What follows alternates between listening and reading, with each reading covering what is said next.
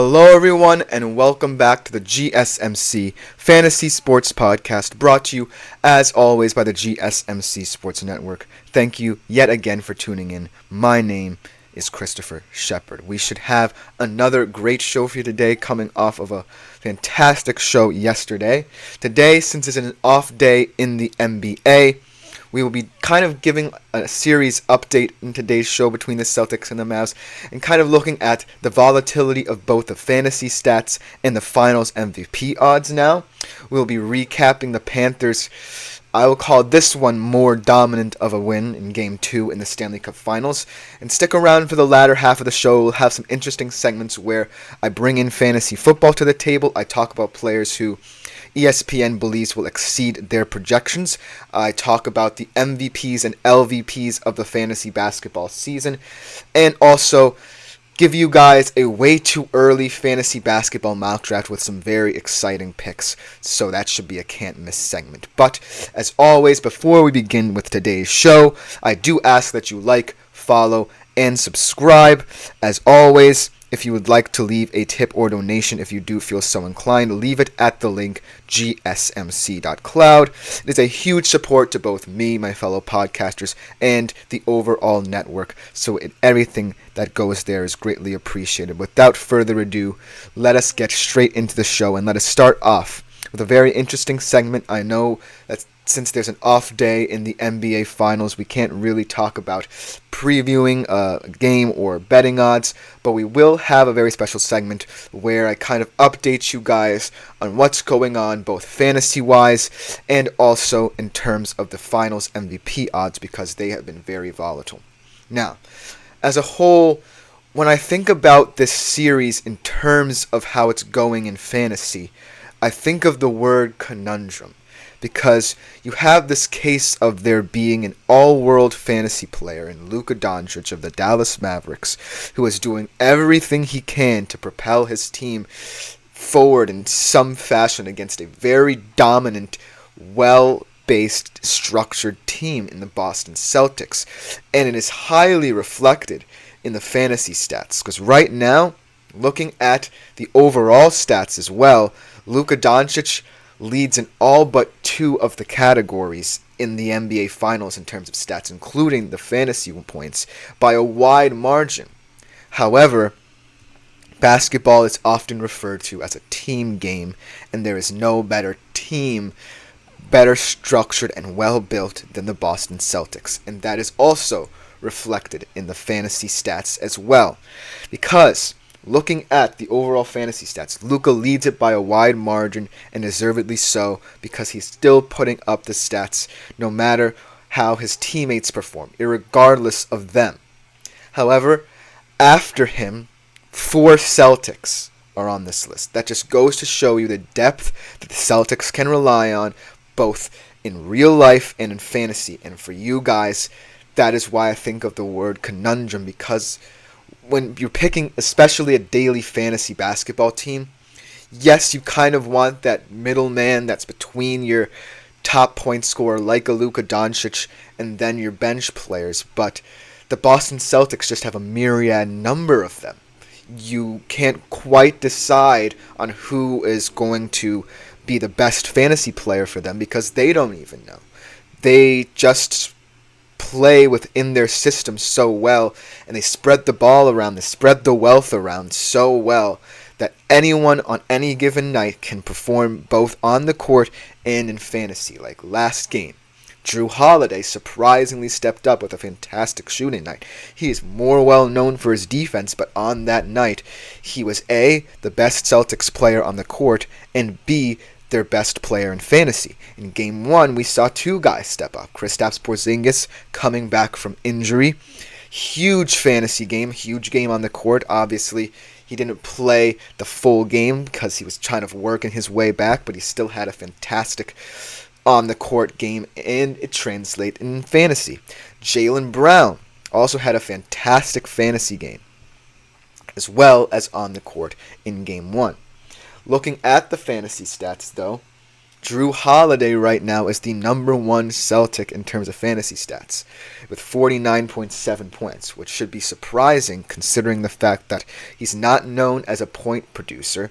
He's more known for his steals and blocks, which, while very valuable in categories leagues, points leagues as well, maybe not as much in daily fantasy, but still, based off of that one game where Drew Holiday, for whatever reason, decided that he was going to be the Celtics' best player in that regard, he stepped up to the plate and delivered in fantasy, and now he sits behind Luka, who is exponentially ahead of everyone else. But that does not matter because the other three guys behind him are all Boston Celtics. JT as well, sitting at 46.8%. We've talked so many times on this show about Jason Tatum, not only as an on-the-court player, but as a fantasy player because of the fact he's so controversial and a little bit kind of maligned in the fantasy world because of the fact he's not necessarily known for giving you points. In terms of daily fantasy, points might be more integral to you winning than, say, in a points or categories league. However, since he's such a well-rounded player and was willing to do whatever the team asks of him, and being that sacrificial kind of guy on the court, he does kind of elevate his status in terms of the fantasy world because of the way he plays. He's an all-around player. He doesn't necessarily play for points. He plays for the team. Then you look at a guy like Jaylen Brown, who surprisingly, after a solid game one, is only 5th in terms of fantasy points in this series at 39.3. He just is another one of those guys who is kind of seen as the best player on the Celtics. Jason Kidd certainly thinks so. But still, he is one of those guys who on any given night can be one of the best players on the team. These guys don't necessarily care if they go off for 40 points. They don't do that. They're not Luka Doncic. They don't revolve around a superstar and rely on any particular player to give them that production. Jaylen Brown is the perfect example of that. Right now he sits 5th after having 2 of the better games for any Boston Celtic in the finals, and he's still the lowest of them in the top 5, which impresses me. And then you have a guy in Derek White, who is also a very, very intriguing fantasy player.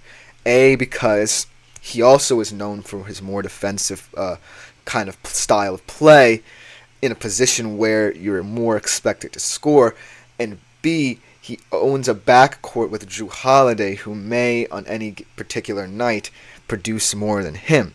So Derek White sitting at 41 fantasy points overall just goes to show that Boston Celtics are the most versatile team in terms of how they produce fantasy points. We'll talk a little bit more about this tomorrow in another segment, but the Boston Celtics are best equipped for balance. If you're a person who wants to build a fantasy team around balance, choose a Boston Celtic. They don't even have to start for them to, help or provide for your daily fantasy points, categories, league kind of deal, whatever you play in.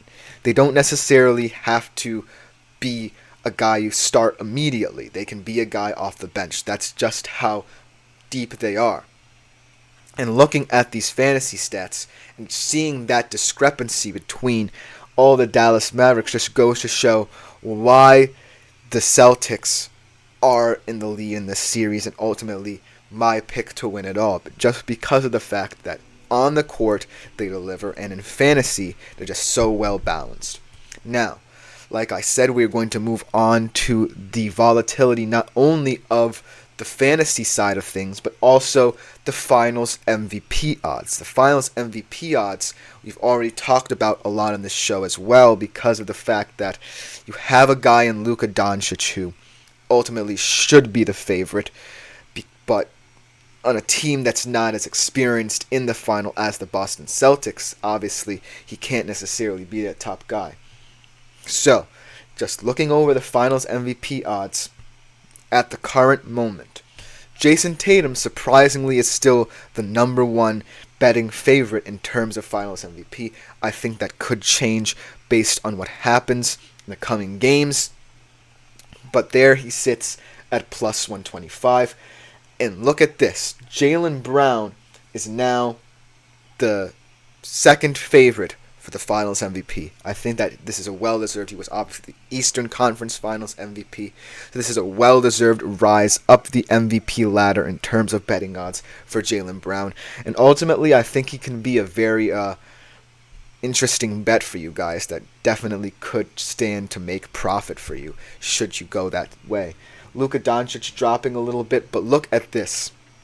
Drew Holiday is now the fourth betting favorite, where Kyrie Irving was a couple of days ago, a couple of weeks ago even. Drew Holiday at plus 750 is now the fourth betting favorite. And it just goes to show you that when you are playing a team like the Celtics, and you're a superstar like Luka Doncic, you basically have to rely on the fact that you must win a game. Because I've mentioned it before, Luka Doncic is one of those guys who I think could win MVP in a losing effort. We haven't seen it that much in sports, and Luka Doncic might be one of the more deserving people to be considered for that kind of thing. But still, it's the Boston Celtics. The Boston Celtics are a system team. They will always, no matter in what ranking, always outrank you. They don't have to be high in the rankings because of the fact they spread the wealth around. They just have to be there. They just have to creep up on you and ultimately grab things away from you.